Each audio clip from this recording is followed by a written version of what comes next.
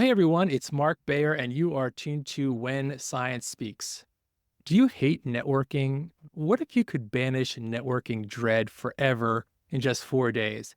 Last August, I did a keynote at Harvard Medical School on Beyond Networking and created a short, affordable course based on the keynote so you can get funding for your ideas, land your dream job, get promoted faster. You'll learn the same principles I shared during my Harvard speech: curiosity, authenticity, reciprocity, and empathy. So you can go beyond networking to connect with others and build your career in authentic ways that make you feel good. Visit gobeyondnetworking.com to learn more and add your name to the waiting list. That's gobeyondnetworking.com. The course is limited to 2 cohorts of 30 people each to ensure high quality interactions among the students, so don't miss out. Go to beyondnetworking.com to save your spot now. It is so great to have Gerrit McGowan on the show today. Gerrit is a lifelong entrepreneur who began his career as a development economist before finding his true passion in the world of technology startups. Since then, Gerrit has founded a venture-backed marketing tech company used by global brands like Coca-Cola, Kellogg, and JetBlue Airways. In between, he took a COVID sabbatical to complete his PhD research in neuroentrepreneurship while coaching entrepreneurs through some of the world's top accelerator programs. Today, Gerrit spends his time helping the next generation of innovative entrepreneurs achieve their dreams as a coach and occasional angel investor. When he's not working with founders, you're likely to find Gerrit kayaking or stand-up paddling some of the world's greatest whitewater rivers, a passion he's held for almost 30 years. And we are going to get to that too. Professional kayaker to startup founder to entrepreneurship coach. Gerrit McGowan, welcome to the show. Fantastic to have you here. Mark, it's so good to be here. Been looking forward to our conversation. Same here. So let's get right to it. I mentioned in your bio that you've helped more than 1,000 founders build and scale their businesses, raise over $1 billion in venture capital. And before becoming a peak performance coach for entrepreneurs, you spent more than 20 years as a highly effective founder and chief executive with multiple successful exits. To be able to create this level of value, you really need to get lots of buy-in from potential investors, from talented people you want to bring onto your team, from prospects you hope to become customers, even from family members who often are affected by the grueling schedule required to launch a startup. So I'd like to begin by asking you to share with listeners key principles that you tend to use as a guide when you're hoping to get buy-in or when you're working to get buy-in from these different categories of stakeholders. That's a great question, Mark. It's one of the kind of core skill sets, I think, of any entrepreneur. Right? There's this adage of when you're building a company, there's only two roles. You either build stuff or you sell stuff. And for the business-minded or the strategic-minded person, selling is a big, broad box term where I would say buy-in is a big part of that, right? You're trying to get buy-in from so many different stakeholders to make a company work, especially if you're talking a venture-backed company, like what I tend to know the most, because you've got investors that you're trying to get buy-in who believe in your idea. You're obviously trying to get buy-in from customers to buy whatever it is that you're selling. And of course, you have to recruit talent. You have to surround yourself with capable people that oftentimes have many choices to choose from. And when you're building a startup, you don't exactly have the same value proposition as if they were going to go work for a big established company that can pay them a lot more. So buy-in is something I think about all the time. And I think there's a lot of ways you can look at this. But for me, one of the things I've learned over time is that really great entrepreneurs are equally emotional as they are rational. And what that means is it's about people. It's about connecting with people. Right? You want to get buy-in. It's not how great your offer is or how cheap your widget is. It's how well you connect with the person that you're speaking to, either directly or indirectly through marketing and communications. So what does that come down to? I think, first of all, you have to have credibility, right? There has to be some level of competence, if not expertise, that is providing validation that you know what you're talking about, you know what you're doing. Obviously, social proof, external validation is really helpful as well. You have to have empathy. You really have to be able to put yourself in someone else's shoes and understand what their challenges are, what their needs are, and perhaps more importantly, what their goals are. I think so often, especially as entrepreneurs, we want to jump into selling what we have to offer without really fully understanding the condition of the person that we're selling it to. Then you have to have trust. I think probably that is something that unfolds when you're displaying empathy with someone. You have to operate with some degree of authenticity and integrity. You have to be consistent. I take it a step farther. I think, especially for early stage entrepreneurs, especially dealing with investors and recruiting talent, you have to have transparency and you have to have a certain degree of vulnerability as well.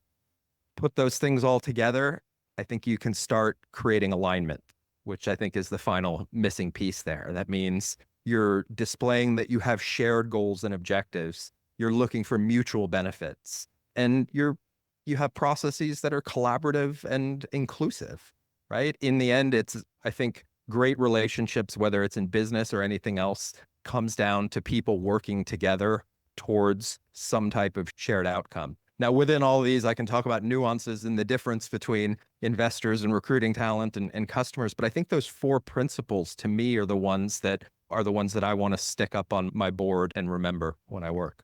For sure. Those are such key principles. And we'll get to some of those nuances in a moment. I really love how you take this sort of fundamental and elemental human approach initially, because like you say, there is this tendency to talk about how amazing this opportunity is and how groundbreaking this technology is. It also makes me think with our scientists listening, whether they're recruiting others to a lab, maybe a principal investigator or professor who's looking to build a lab or add to their lab, they've got to convince other scientists, other students, other trainees to join the lab. And also even presenting their work, because in many ways, scientists are entrepreneurs. I like to call scientists knowledge artists, which is actually the etymology of the word scientist. That's really what it comes from. And that artistry, to me, a lot of it is that emotion that you're talking about and really connecting on a human level, scientists talking about their work and not just going data only and credibility and authority only, but also infusing it with those empathy and more of that kind of human touch. So thanks for bringing that out. I want to ask you now about maybe some specific examples that you might be able to think about, examples of successful efforts. I guess if I had to pick one that I think about most frequently, is when I was building my first venture-backed company, and it was an enterprise SaaS company called Kula.com. And so we sold a software product, Fortune 50s and Fortune 100s, and that's a slow game for a startup because there's such a big power dynamic, right? You're perceived as a startup to a big company as a risk. So do they want to make an investment or even invest opportunity costs in a risk? When we were building our product, the sales cycle was so slow. I think it took 22 months, but from when we had a working product till when we closed our first deal.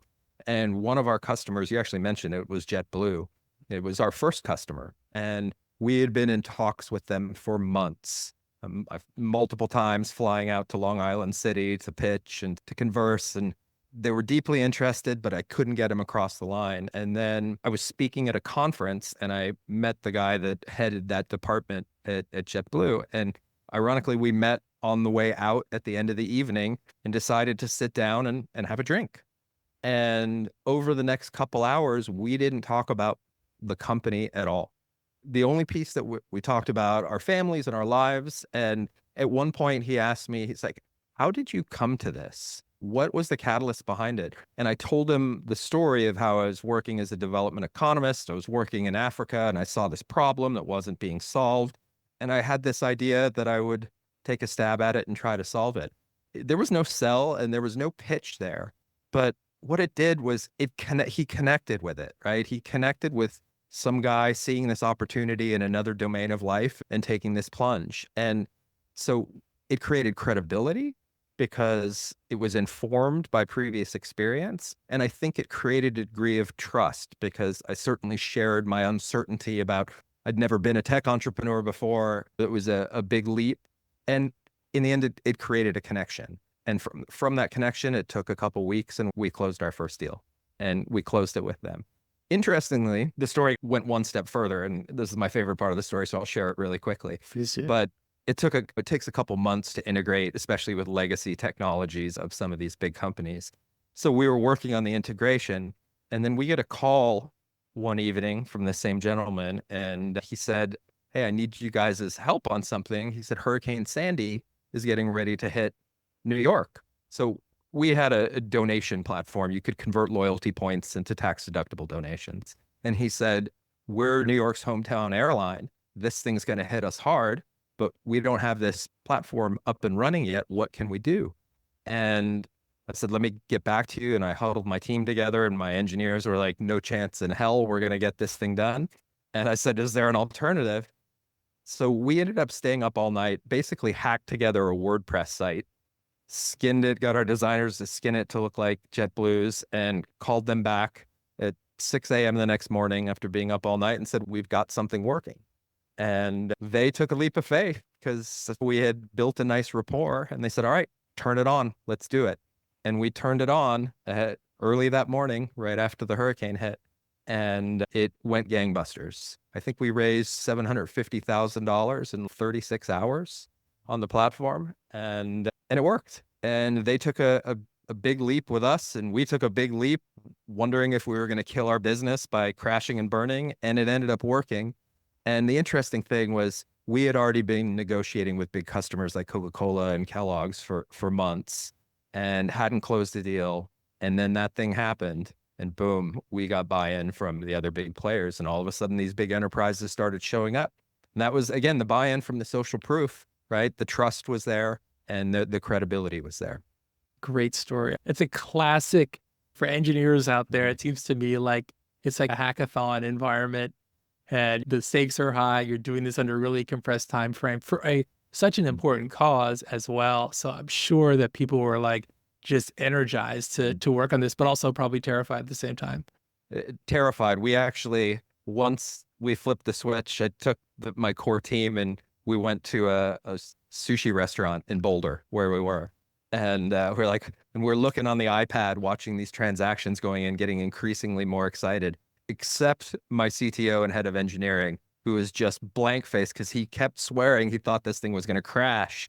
So the more transactions were happening, the more nervous he got. At one point, I look up and he had ordered a bottle of sake because he was so stressed. And it was like 11 o'clock in the morning, but it all worked out fine. Excellent story. And I appreciate the story too, because you layer in the social proof and how that had an impact. Of course, this started with this connection, which really opened the door to it, and such great lessons for all of us. Now that you're advising founders on how to grow and scale their businesses, what have you seen out there as some of the more ingenious ways of generating buy-in from various stakeholders that you've encountered? And maybe what kind of blind spots have you noticed and called out for development for your clients? I talk about maybe ingenious ways or whatever, creative ways, but they do have to be authentic. They have to be real, have to be genuine because of this trust factor. Of course, the right thing to do. No one's wants to be manipulated for sure. So how do you find something that is effective, or even that meeting you had was really, you were in the right position in the sense you were both at this conference, and if you knew beforehand the person was going to be there, but it was like fortuitous that it happened. It wasn't really manufactured ahead of time. So I know I need buy-in, but at the same time, and here are some strategies and principles which you laid out, which are awesome. At the same time, like deploying them, thinking about that in a way that's genuine and authentic can be hard to balance maybe sometimes. Absolutely. And I think there's a fine line about being strategic versus being too strategic. And I think, look, building a business and entrepreneurship is a little bit like a game, right? You're just trying to win the game, or you're trying to tally up most points. In this case, that might be money or growth or whatever that might be. But I think the people that are really great at this, they think about building relationships and creating value. And if they do that, then all the other stuff will come. And, that's what I would say is the thing that I see the most after working with thousands of startups is that founders and entrepreneurs, they tend to get too focused on building a successful and profitable business. And to be fair, there's a lot of pressures to do that. They're looking at their runway and they're looking at their bank accounts deplete while they're spending and spending. They've got investors that are expecting returns in a certain time frame. It's very easy to get sucked into this world where you're so focused on keeping yourself afloat or keeping growing and meeting these certain stakeholders' expectations that you lose sight of what's really important, which is creating value for your customers. And I think the really great entrepreneurs and the great innovators in the world are just myopically focused on how do I make the people that are going to buy this make their lives and their worlds better. And unfortunately, you can only optimize for so many things at once, right? If you're trying to optimize for profitability and growth, and you're trying to create the best conditions and the best experience for the customer, you might be able to do it a little, but you're not going to be able to do it a lot. That's why I always say when I work with early stage companies is focus on the customer, focus on value.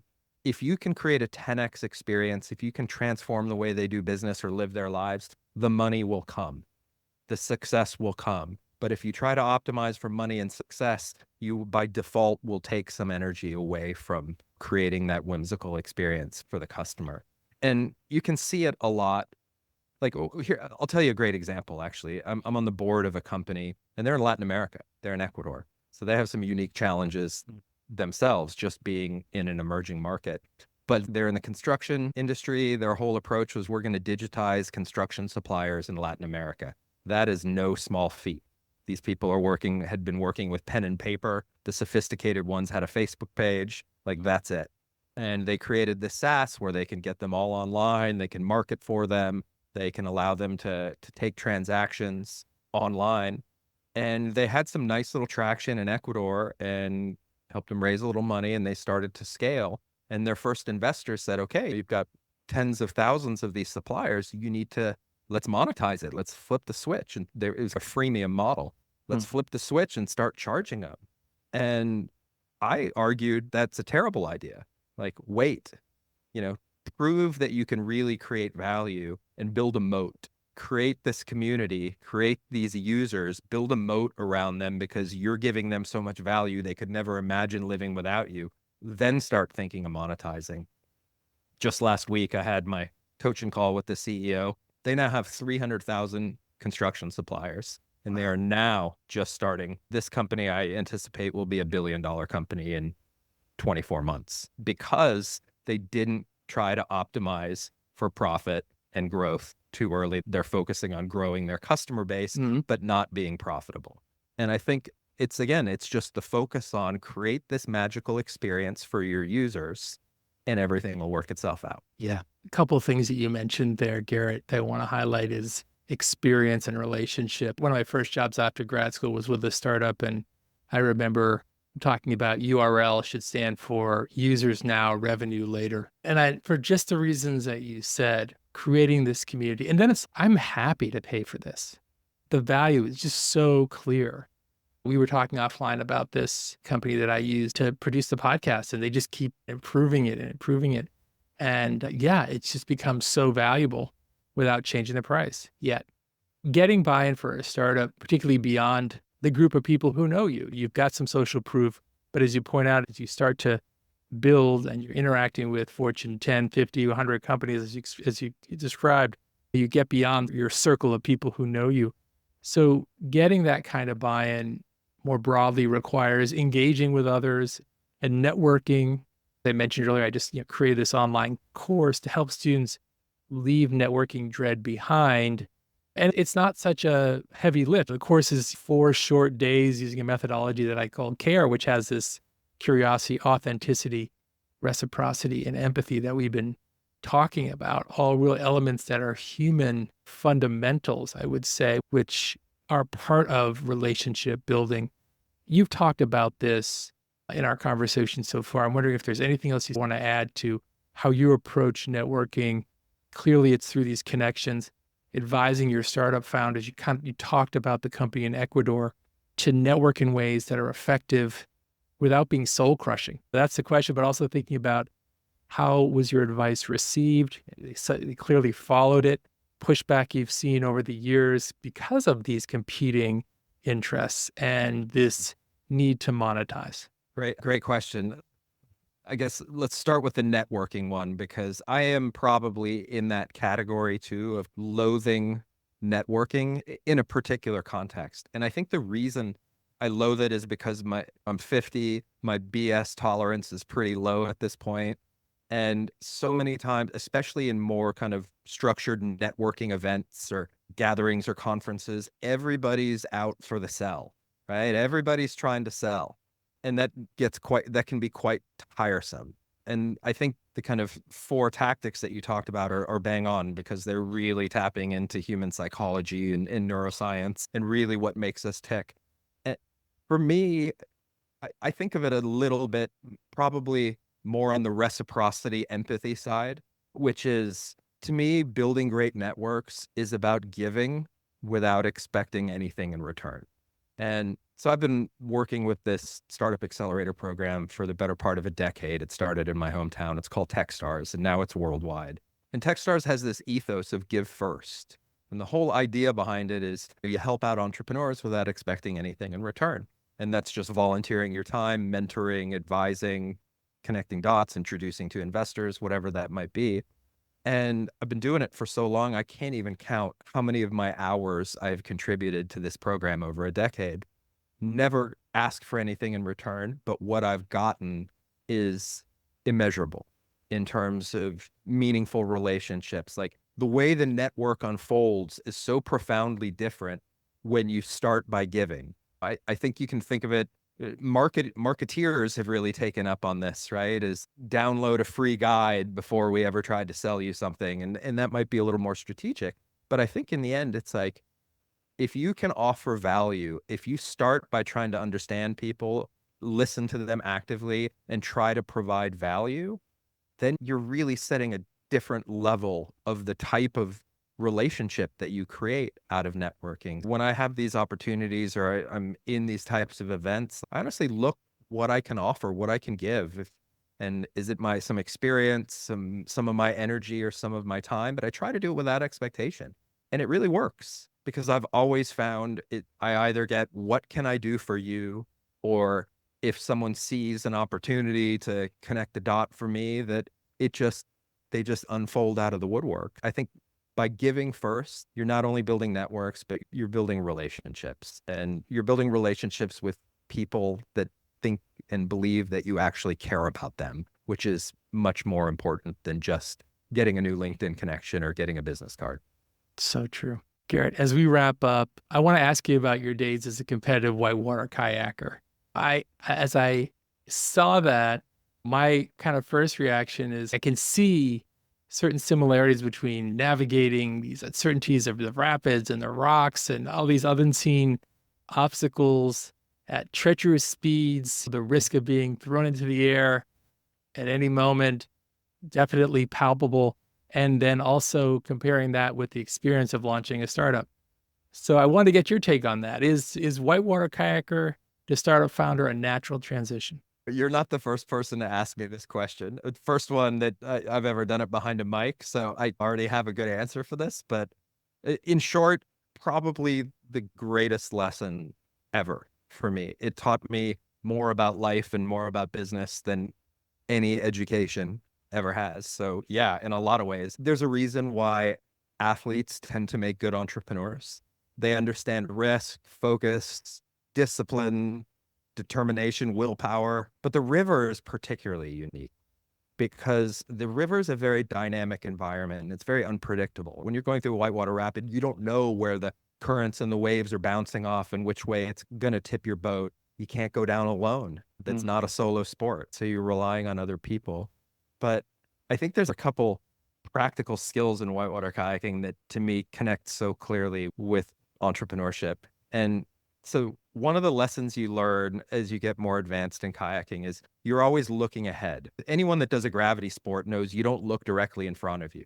You look 10, 20 yards ahead of yourself because you're going to get there so fast. But the lesson is you never look at the obstacle. You look at the place that you want to go. If I'm getting ready to go through a rapid and I stare at the rock, guess what? I'm going to hit the rock. So the idea of focusing on goals and focusing on the outcome is critical. The one other one that I think of a lot is, so in a kayak, you get flipped upside down a lot, and then you have to roll the kayak back up.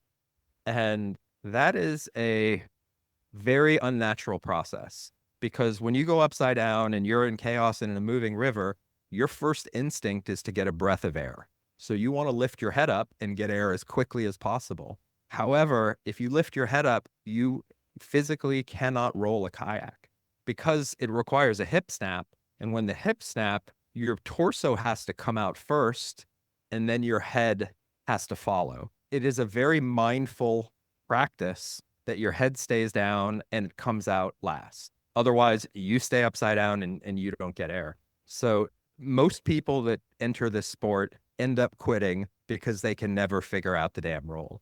But to me, that is one of the best metaphors for business, which is you really have to trust the process and the technique, no matter how much chaos there is. And you feel like you're running out of air, you're running out of gas, and you just have to stick with this is the methodology. I'm going to do it. And then I'm going to be back up and back in the action. Love it. Gerrit, thank you. Gerrit McGowan, such a entertaining, illuminating, and insightful conversation. Thank you for sharing that with listeners. I know folks got a lot of value out of your 2 decades of experience, both on the river and starting and building businesses and advising executives. Thanks for being here. Mark, thanks, man. That was super fun. I appreciate you. Same here. And listeners, thanks for being here on this episode of When Science Speaks.